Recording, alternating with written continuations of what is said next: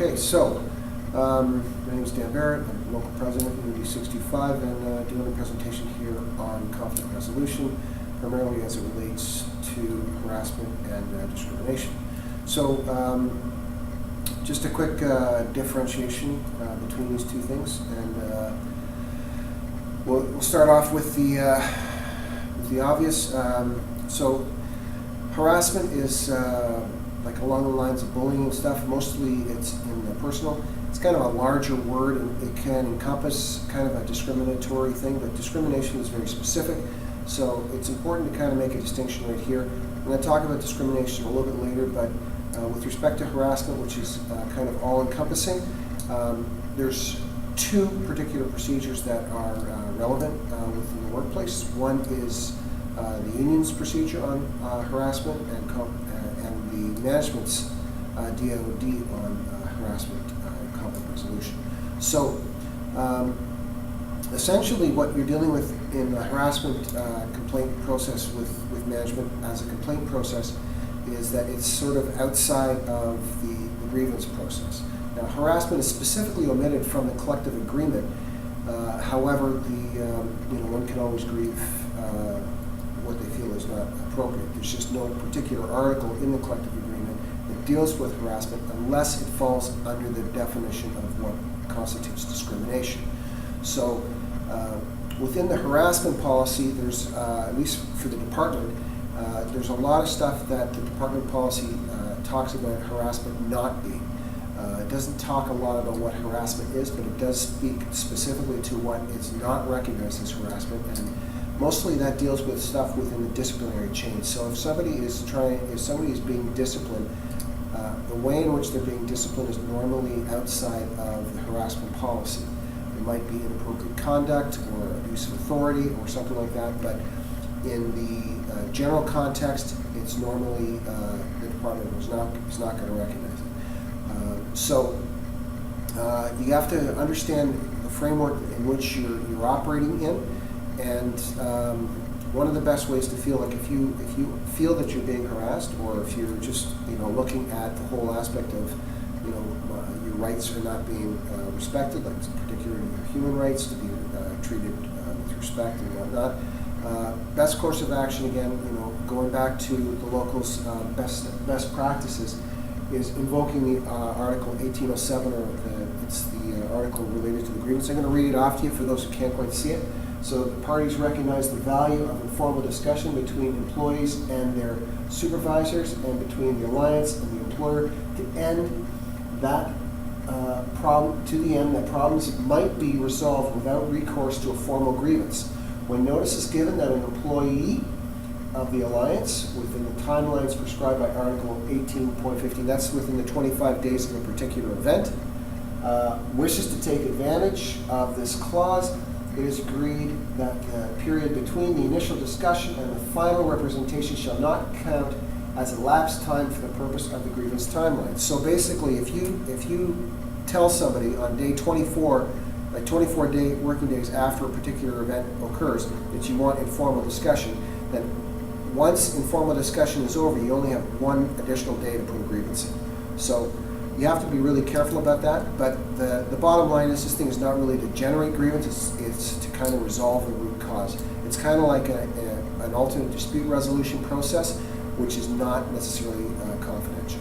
So that's the big difference. So within the context, right, we talked about best practices before, but we're just gonna do it quick. So orientate yourself. It's up on our webpage when we're talking about grievances itself. Local 65 includes trends and stuff. The orientate yourself. Ensure that you're aware of the resources available to you. Seek clarification to the matter for concerns. Request consideration of matters.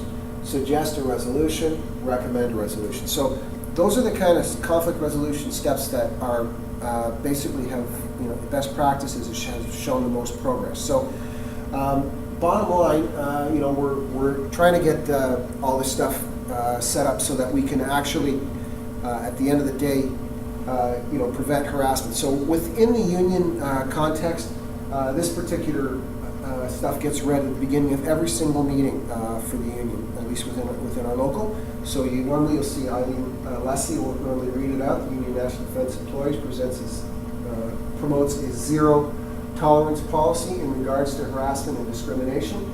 The component believes and promotes full equality of all its members and the rights of each member to be treated with dignity and respect. UNDE will neither tolerate nor condone attitudes and behaviors at union events, regardless of intent, that are likely to undermine the dignity, self-esteem, or security of an individual or create an intimidating, threatening, hostile, or offensive environment. And then it goes on to say, if you have a problem, talk to Eileen. Which is essentially your intervener. So the process within the union deals with an intervener sort of process. So you actually have, if there's something that happens, you have somebody to go to right away, and that person is going to basically try and get a resolution. If just the initial sort of resolution doesn't quite work out, then it gets bumped up to the next level, and then you've got formal. So you've got like the kind of informal version and then the formal version. If the formal version gets up, then you're dealing with the whole disciplinary process within the union, and you end up with a report coming back to the president, and if that report recommends discipline, then it's going to go before the whole body to determine just the statement of facts and then the recommendation.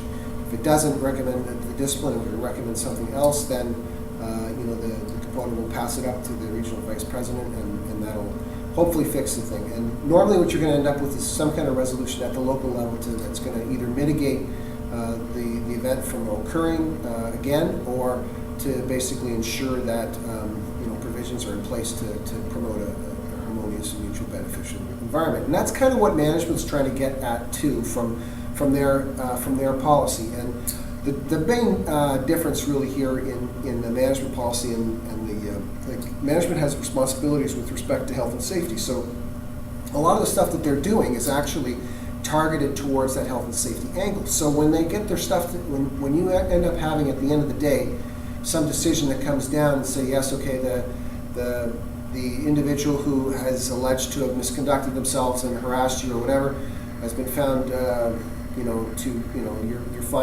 your allegation has been founded.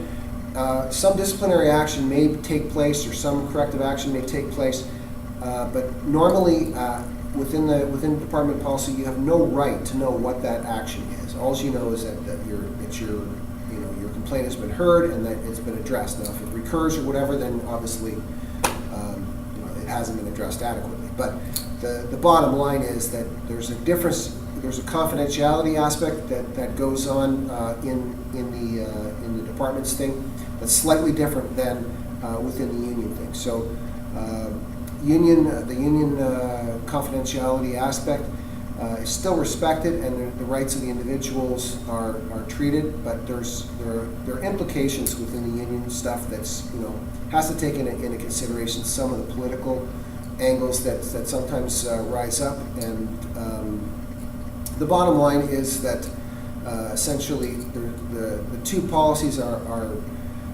very different, and you have to understand what you're dealing with, especially in the complaint. Now, again, the big thing that you have to really look at is within the context of discrimination, right? So, human rights, basic legislation. When you're dealing with that kind of stuff, you have to remember that it's federal human rights legislation that's applicable here. And so when you're going to the Canadian Human Rights Tribunal with a complaint, that's the avenue that has to be invoked. The provincial human rights folks are not really going to be dealing with your issue. Again, you need to consult with, or I recommend that you consult with your union representation. It's free, as opposed to going to a lawyer. You can go to whoever you like, but understand that the local's here to serve you, and our time is technically on the employer's dime. So we've got only got 15 seconds. Just going to quickly wrap up then. So with respect to this whole angle here, become more familiar with, orient yourself with some of the human rights type issues. There's a number of committees within the Alliance that deals with this kind of stuff. And I encourage you to get involved with that kind of stuff. If you need further information, contact the local und65@gmail.com, and we'll try and get back to you with something as soon as possible. Thanks again for your time, and have a good day. Thanks.